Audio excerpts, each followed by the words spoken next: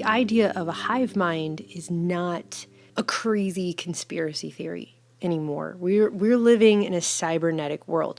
That is why the movie The Minds of Men that we made is so long, because we had to put a whole section devoted to cybernetics so people could understand that there were much, much larger implications for the MKUltra project than what we have ever been told. And that includes even what most researchers in the alternative community or the independent community have ever come across. Much, much larger, okay? The world we are living in today is because of those projects. I mean, this is how social media works. It all works on feedback loops. This is how the smart cities are going to work, with the Internet of Things continuously sucking up data, feeding feedback loops, a continuous system of communication and control. That is what cybernetics is: communication and control in the animal and the machine. And that's part of why saying that us having cell phones, and I've showed those clips in other videos, makes us cyborgs. Already a symbiotic relationship with our technology. And in that sense, we're already transhuman. And I'm sure many of you here today brought your smartphones with you. Can everyone hold up your cell phones really quickly? So for those of you who held up your cell phones, you're cyborgs. Your phone is already an extension of you. You're already a cyborg. You don't even, well, most people don't realize they are already a cyborg. It makes us cybernetic organisms. And we are in a world now where we are all interconnected through the World Wide Web, and I've always maintained that there's a reason that they decided to call it the World Wide Web. But I just wanted to read you a few paragraphs from this book because I feel like this explains very simply how the internet contributes to a groupthink or hive mind dynamic, and how society can then basically be steered like an electronic herd. I mean, that is what this man is saying. And it's not just anybody. This book is called Eye of the Vortex: From Neurons to Self. It was written by Dr. Rodolfo Linus. And I first saw him in a clip that I found on the internet. Someone sent it to me a long time ago. It's actually, well, it was posted in 2008. I don't know if it's from 2008. It might have been from earlier than that. I don't know where the clip ultimately comes from. Rodolfo Linus is really one of the giants in the field of neuroscience. The editing is really funny, but he's talking about a project that he's been working on. And so this is at least 10 years ago, probably longer, to put nanowires into the brain, non-invasive, well, not totally non-invasively, obviously it's wires in the brain, but without cracking open a person's skull. Where the electrodes can be very close to the nerve cells in your brain without requiring major surgery to open your skull up. The brain has vessels which basically bring oxygen to the brain, may be used as pathways into the brain. And those wires being used not just to facilitate man-machine interface, but to facilitate man-man interface. And he goes on to talk about how people would then be able to share feelings and thoughts and memories with each other without saying a word. If you can stimulate the brain, you can stimulate vision, you can stimulate auditory cortex, you can stimulate movement, you can stimulate passions, you can stimulate desires, you can basically address your brain directly. What else can you do? You can, of course, in principle, communicate with another person directly. Not only just your thoughts, but in principle, your feelings. So if you can get very close to somebody, you can get into their minds and vice versa. And he also goes on to speculate how that could be used by, say, the military to create a hive within a unit of soldiers who are all mentally connected to one another through that technology. Suddenly you have not a human, but a group of people that behave as a single entity. We could call this something like a wolf pack. You would have a collective consciousness, collective understanding. You would be basically a rather strange new device. And he and his research assistants from MIT basically point out that that could also be used for mind control, because if you can do it as two-way communication, you could also do it as one-way communication. There are other concerns. If we're able to interface directly with the brain this way, what's to say that the device you're using isn't reading your mind?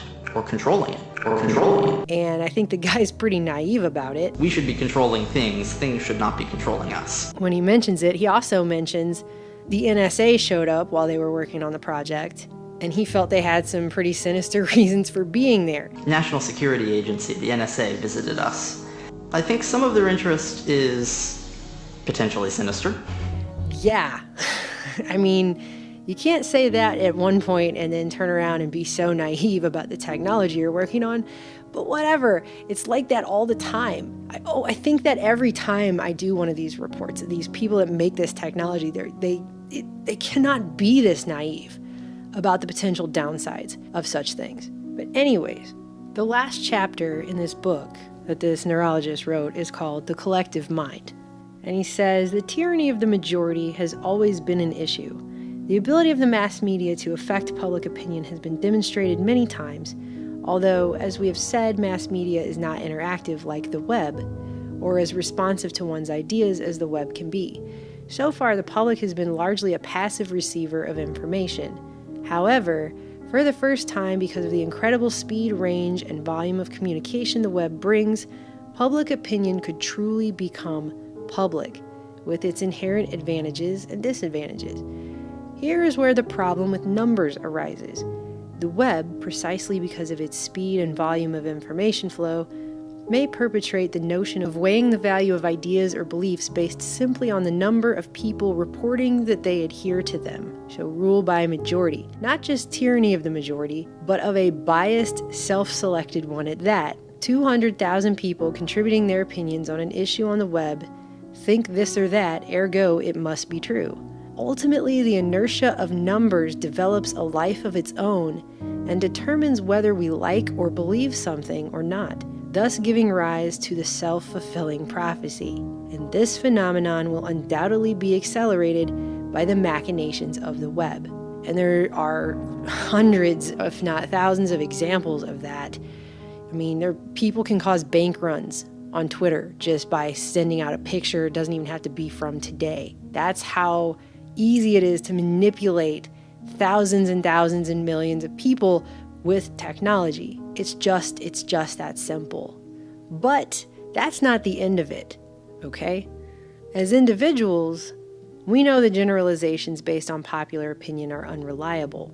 But at the individual level, if you disagree with the inertia, you will become an outsider and will therefore suffer the consequences of not being part of the group.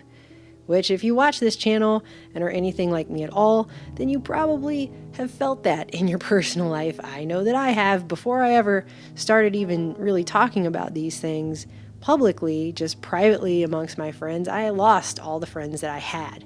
And I had people in my own family think I was insane. So I don't know if any of you have ever felt that way, but I have definitely felt that.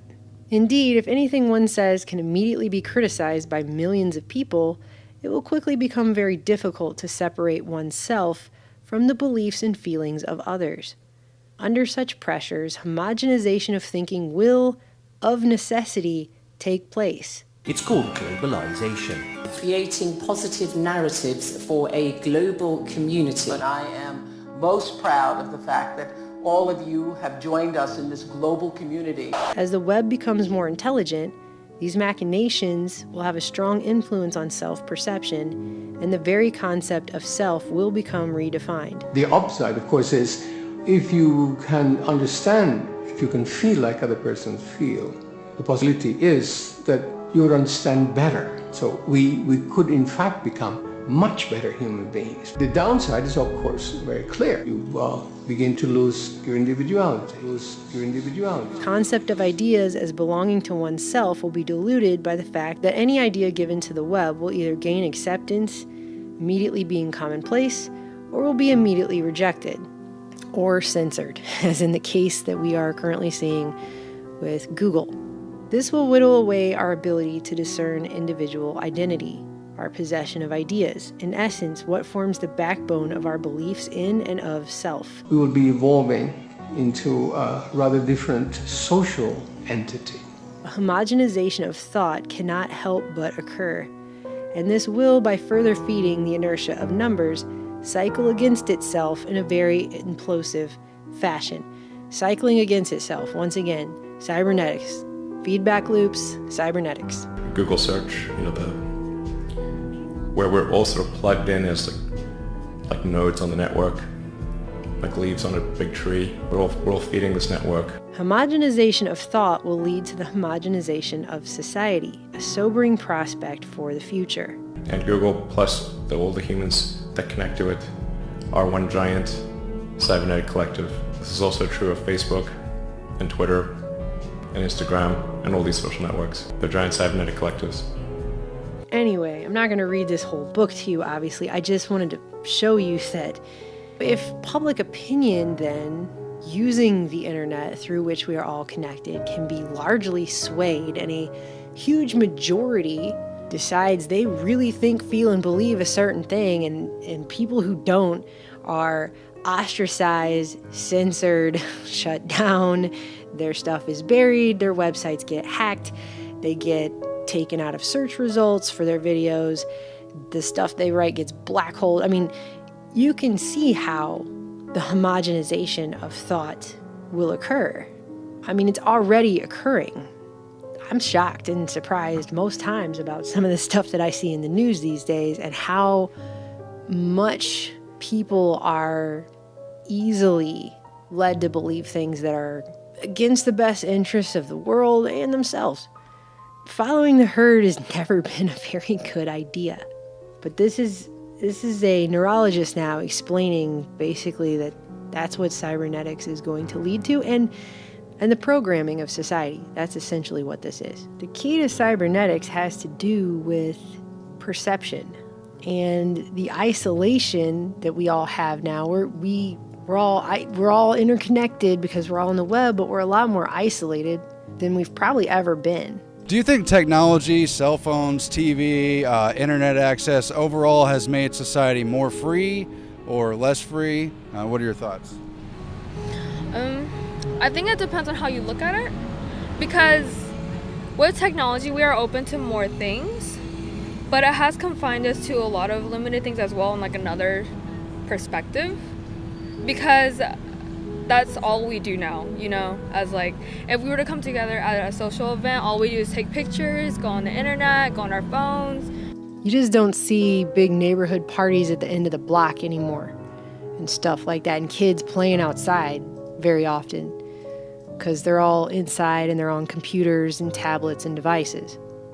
Isolation makes perception a lot more manageable.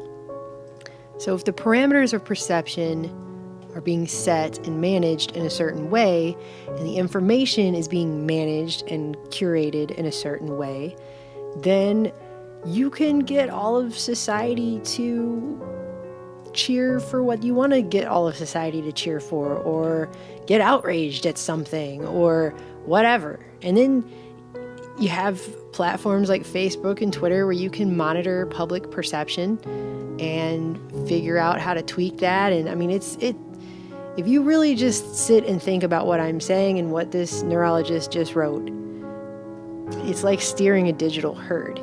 That is why I couldn't believe it when the Google Selfish Ledger came out, and why I would say, after watching this, just keeping this in mind, if you go then also watch that, you will see what I'm saying. This video is about what they can do with all of the data they have now amassed on everyone all of these years. As much as they want to throw the word progress in everyone's face these days, everything's progress, progress, progress, right?